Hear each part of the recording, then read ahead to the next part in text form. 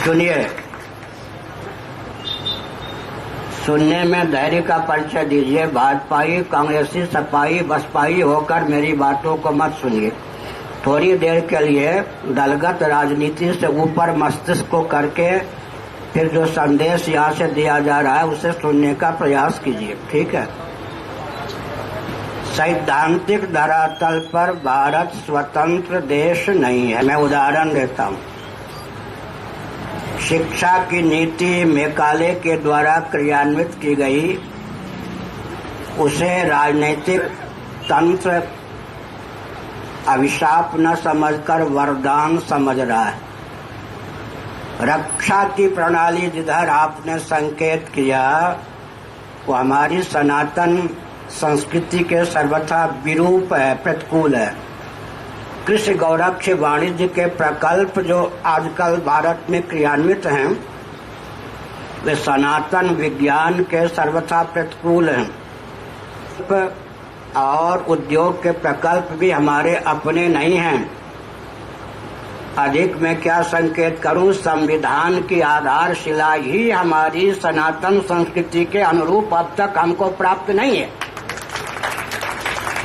तो बबूल का पेड़ बोकर कोई आम, अमरूद, अंगूर का फल चाहे संभव है, उसकी चाह की इच्छा की पूर्ति होगी। और मैं डंके की चोट से कहता हूं, पूरा भारत क्रिश्चियन तंत्र की कूटनीति को क्रियान्वित करने वाला देश बन चुका है। चाहे केंद्रीय शासन तंत्र रहा हो या हो, प्रांतीय शासन तंत्र रहा हो या हो, अंग्रेजों की दुराभिसंधि युक्त कूटनीति को क्रियान्वित करने वाला ही स्वतंत्र भारत में अब तक का शासन तंत्र हमको सुलभ हुआ है। क्या गया है, मैं एक संकेत करता हूँ। हमारे सैनिक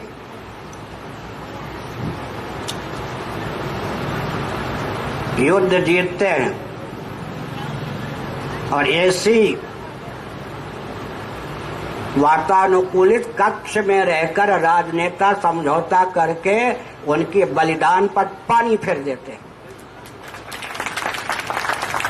न चाहते हुए भी लाल बहादुर शास्त्री जी ने भी यही किया। ताशकंद वार्ता, अपने प्राणों को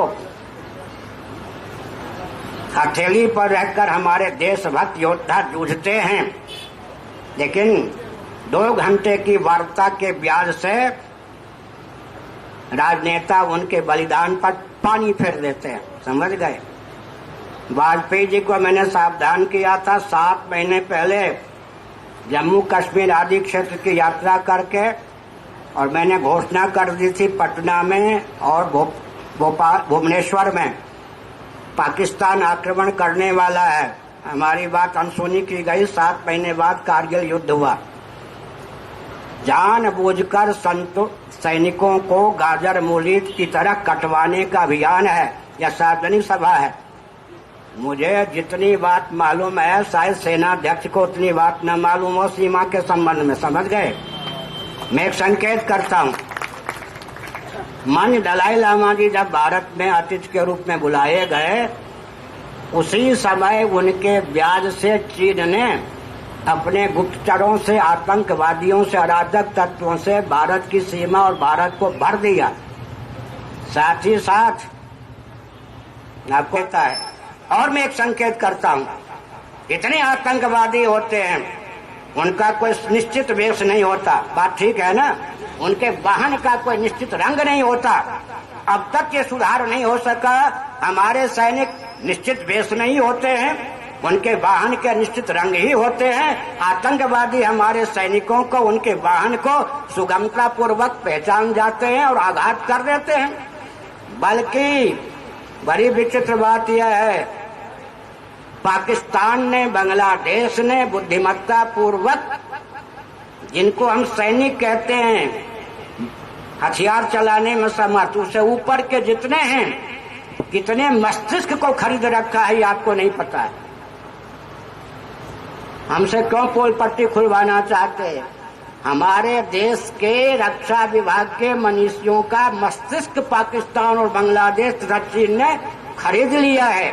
ऐसी परिस्थिति में अगर राष्ट्रभक्ति है तो सुरक्षा विभाग की समीक्षा होनी चाहिए और सैनिकों के साथ, उनके जीवन के साथ खिलवाड़ नहीं होना चाहिए।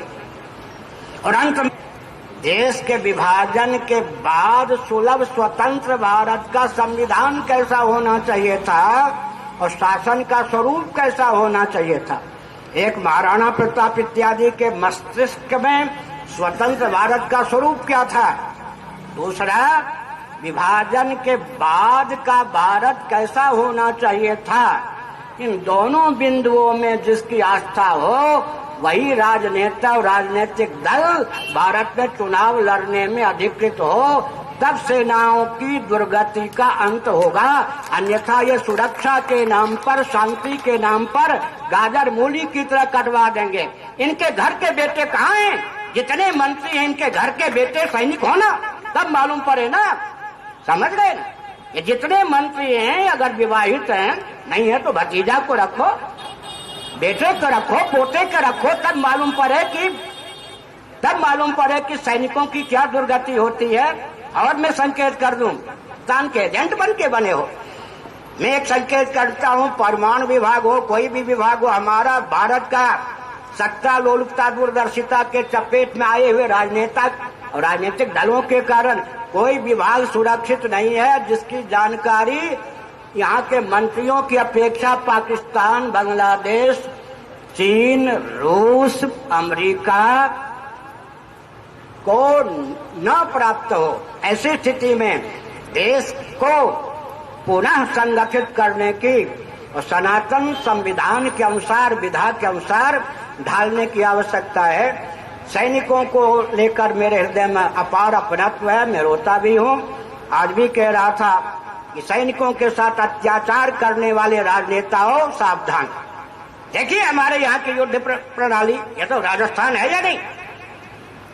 अगर रावण मोर्चे पर था तो राम जी अपनी कुटिया में बैठे होते थे, वो भी युद्ध के मोर्चे पर होते थे। ये धर्म युद्ध है, समझ गए। सेनाध्यक्ष कोई लड़ता है जाकर के, रक्षा मंत्री लड़ते हैं जाकर के, इनके बेटे लड़ते हैं जाकर। हमारे यहाँ युद्ध की परंपरा क्या है? दुर्योधन मोर्चे पर था, आतताइयों का पक्षधर, तो युधिष्ठिर भी मोर्चे पर थे। ये हमारे यहाँ है। ऐसी स्थिति में सैनिकों की वेदना तो तब हो जब रक्षा मंत्री, गृह मंत्री, सेनाध्यक्ष वहां मोर्चे पर बैठे हुए हों, कम से कम, समझ गए।